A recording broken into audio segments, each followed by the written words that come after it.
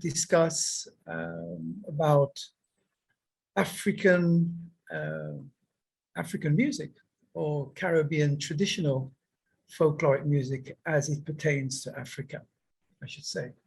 And this afternoon, we have with us an up-and-coming artist born in Nairobi, Kenya. Her name goes by the artist name of Mindy. And Mindy, notes I have here says, ever since she discovered she could sing, all that she wanted to do was to sing. Mindy knew she wanted to pursue a career in the music business. A frequent visit to local music studios allowed her to meet different people and also learn more about music.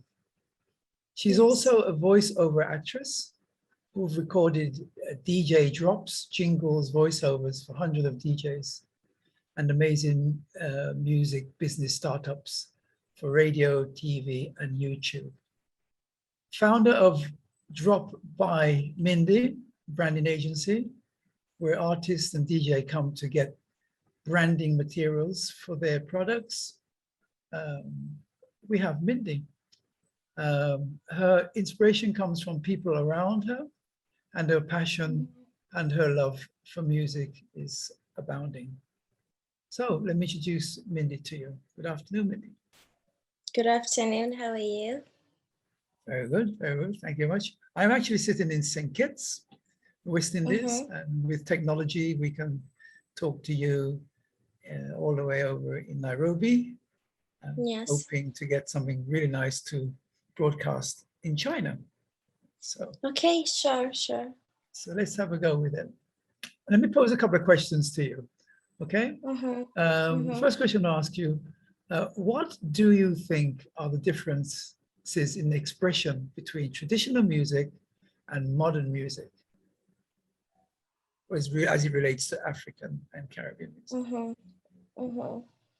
So I think that the differences in expression between traditional music and modern music is that at the moment, for the modern music, we are mostly using technology, and traditional music, they used to use traditional instruments like drums. So the other question is, how can these two be integrated? I would say that we can use technology to sample some of the traditional instruments and modernize the traditional instruments to fit this time and age. Yeah, that's true. Do you have any examples of that? Any work in progress that you're incorporating those point of views? Yes, I have a couple of projects which we've been trying to use some African instruments and kind of use some Western type of style beats, but incorporating, of course, my tradition. Yes. Tell us a bit more about the traditional music of Kenya, as far as you can remember. Okay, in Kenya, traditional music is different according to every tribe, because we have so many tribes here. So each culture and each let me say culture has their own music, and they use different types of instruments for different occasions. And what about live work? Do you do any live performances yourself using traditional instruments? At the moment, I haven't done any live recordings using traditional instruments, but it's something I would love to do in future for sure. Yes. So where is your inspiration coming from these days now? My music inspirations come from the people around me, what's happening to the world at the moment, from nature. I also get inspiration from music that was sung back in the day, some melodies or I kind of relate feeling when they wrote that music, and I get inspiration from there. What about modern inspiration, dancehall, reggae, soca, Afrobeat? Tell us a bit about that. I mean, how are the young people in your country adopting to the new trends? You know, right now you could hear a lot of Afrobeat. In Afrobeat music, you can hear a lot on the street. Its inspiration for that is coming from Jamaica dancehall music and hip hop. I mean, what is your take on that? All right. I think for now with technology, it's a bit easier to access this music.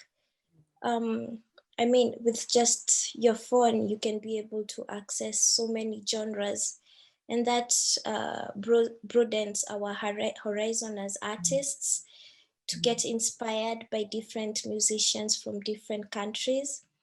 So in terms of getting inspired by Afrobeat or getting inspired by reggae, it's because some of this music, we grew up listening to this music. So when we create, we just kind of gravitate towards the melodies and the creativity.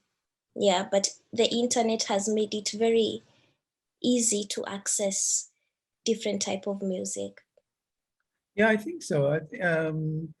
I've watched the progress of the development of Afro-Caribbean music, and since reggae in the 1970s into the 80s, and how the growth of hip hop and R&B, and as you said, I think because of the internet, African young people have been able to get access to this Caribbean style, Caribbean music, and find where they have familiar grounds, and exactly, and they've created something which is very, very spectacular and very different.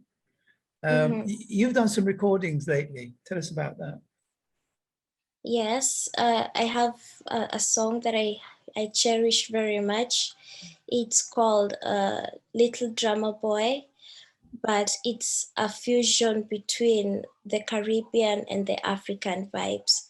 So when I was singing it, I was just trying to put the two genres together and create something beautiful.